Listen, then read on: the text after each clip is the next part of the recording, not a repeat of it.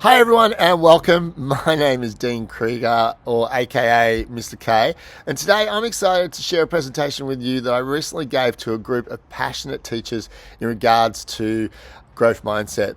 This session is designed to help educators create a classroom environment where students embrace challenges, learn from mistakes, and develop a lifelong love of learning and become really resilient. Whether you're a teacher, a parent, or someone interested in helping young learners to develop really resilience, confidence, the session will give you the tools you need to foster a growth mindset in your classroom. So grab a notebook, get ready to be inspired, and let's dive in. Normally what happens is that kids start off and they have a love of learning. And you can see this here. This is actually a friend of mine. Their child, and this is the first time he opened up a laptop. Is this true? Yeah. So I love a laptop, and that was the first reaction that they got off it. So that's how we mostly start off, right? But normally after a few years as teachers, we also start to see a bit of this, and this. So growth mindset today obviously is all about trying to get them back to that place where you saw that child. You know, at the very beginning, the one who's just opened up the laptop, that love of learning, that mindset to keep trying and not giving up. So that's what today is all about. Now, the concept of growth mindset versus fixed mindset was put together by Carol Dweck. She now teaches as a professor in Stanford. She's done many studies in regards to fixed versus growth mindset. I've also got her book here, so if anyone wants to borrow it, please just come and see me. And you can have it. A few of the people here have read this, so if you want to have a read, please feel free to come and see me. Beyond that, her research mostly focuses on how our beliefs about intelligence and ability affect learning, motivation, and achievement. So, what's a fixed mindset? You can see this up here, but without looking up at this, has anyone got an idea what they think fixed mindset is?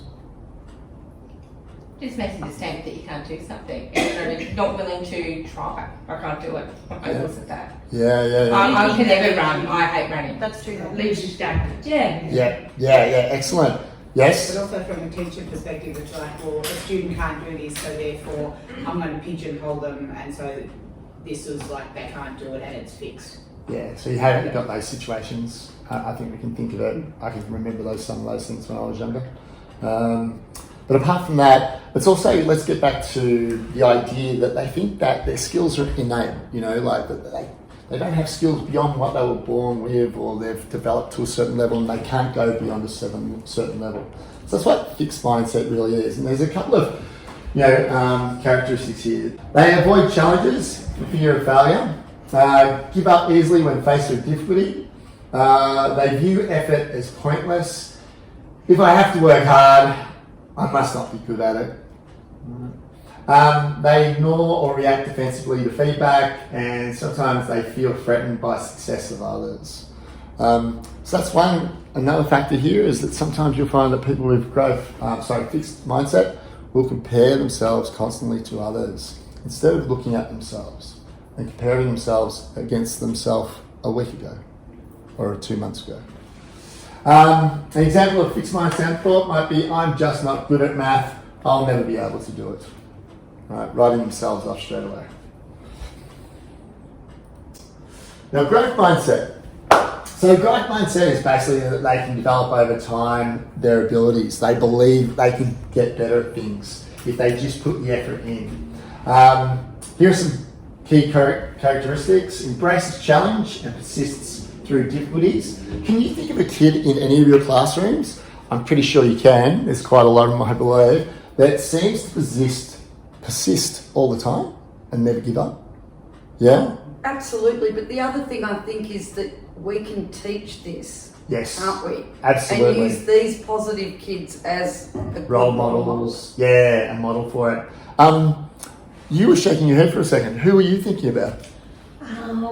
Quite a few students. I would probably Anastasia, even though she's quite a high achiever, sometimes there's moments where, for instance, we're working on punctuation and that was her next step and it was quite difficult for her, but she went back and she'd come back to me as well to see if she was doing okay, and it was great because there was a lot of positive reinforcement obviously back from me going, wow, you're giving it a go, okay, it's exactly where it needs to be. And I think for her, she was always someone that would kind of move ahead and was okay if she didn't actually know something and she needed to have support from me.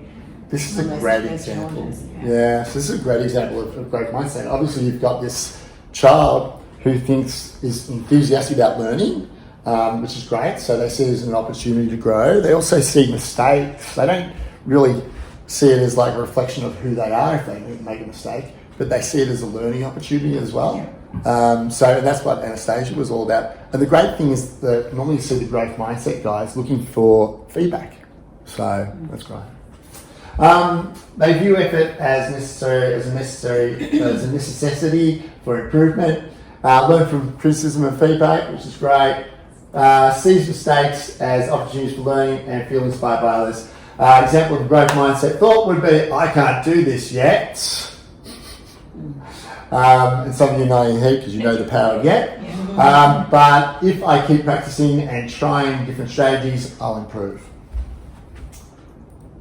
So why does this matter in the classroom? Well, there's a few students that have a growth mindset show higher motivation and resilience, are more willing to take on challenges, recover from setbacks faster, and develop a love for learning rather than focusing on looking smart or being intelligent. In contrast, students with fixed mindset may avoid challenges, become discouraged easily, and struggle with resilience.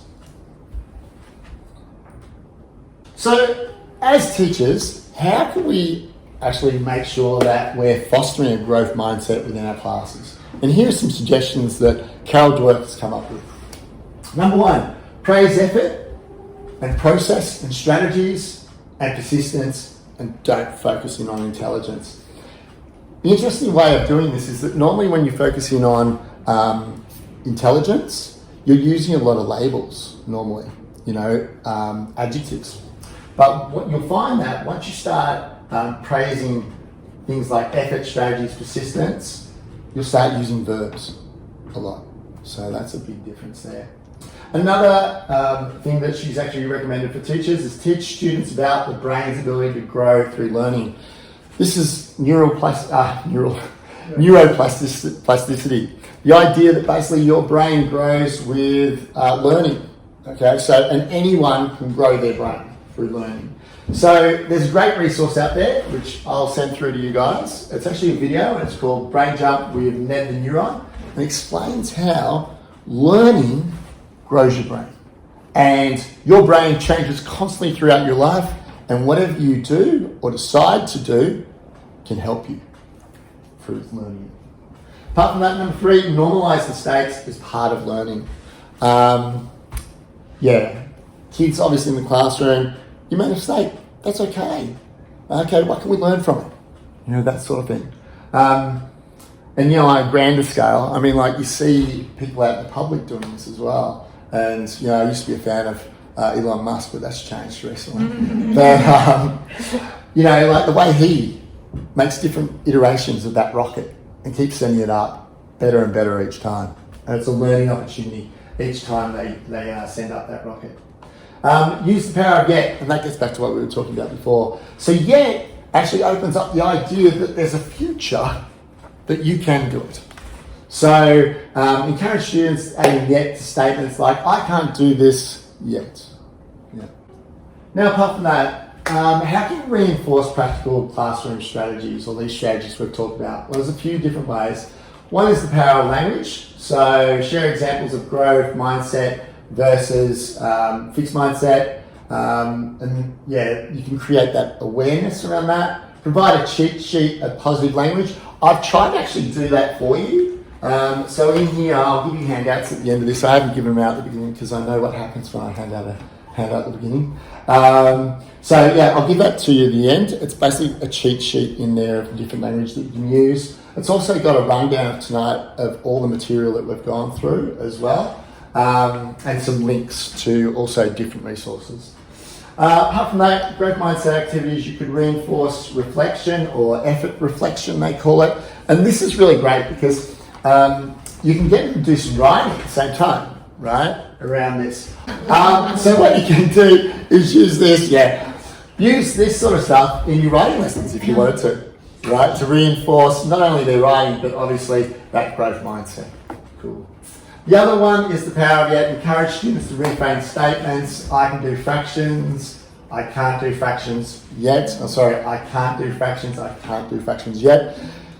Do it in writing. You know. I don't know if anyone's had a chance to see this, but what's it called? The writing revolution. Anyway, the whole idea is that you actually give them writing that's missing parts, and then they've got to fill it in. And you can do it for any subject, maths, whatever it may be. But we'll go through that another time. Mistake celebrations. So discuss the value of mistakes and model celebrating errors as learning opportunities. Okay? So that's changing things totally around. Because in the past, I grew up in a household where it's like, I was always in trouble if I did something wrong. Yeah, but it should be like, oh, what did you learn from this? You know, or what can we learn from this together? Thanks so much for watching. I hope this session gave you practical strategies to bring a growth mindset into your classroom. Remember, the way we think about challenges shapes how we learn and grow, both for students and ourselves. Now, if you found this a helpful video or the content helpful, don't forget to like, subscribe, and share with fellow educators. Let's keep fostering a love for learning together. See you next time. Bye for now.